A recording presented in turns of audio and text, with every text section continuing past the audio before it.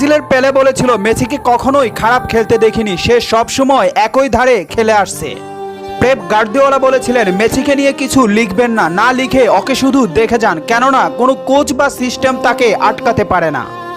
রাইকেট বলেছিলেন মেসির গোল এক একটা শিল্পকলা, আবার বলেছিলেন মেসি মানে ফুটবলের ইতিহাস। ব্রাজিলের রোনালদো বলেছিলেন মেসিকে অনেক বেশি কমফিট মনে হয়। ফিকো বলেছিলেন মেসিকে দেখা মানে অর্গজমের পর অবিশ্বাস্য। জাভি বলেছিলেন মেসি অন্যদের থেকে কতটা এগিয়ে এটা যারা বুঝে না তারা অন্ধ। ইনিয়েস্তা বলেছিলেন মেসি যা পারে অন্যরা তা পারে না, বার্সেলোনা আর কখনোই আরেকটা মেসি পাবে না।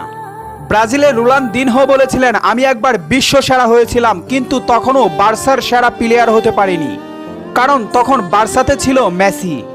অরিব বলেছিলেন মেসিকে দেখলে সবসময় সতর্ক থাকতে হয়। ইব্রাহিম মুভিজ বলেছিলেন মেসির বাঁ পায়ে যথেষ্ট, ডান পায়ের কোনো প্রয়োজনই নেই।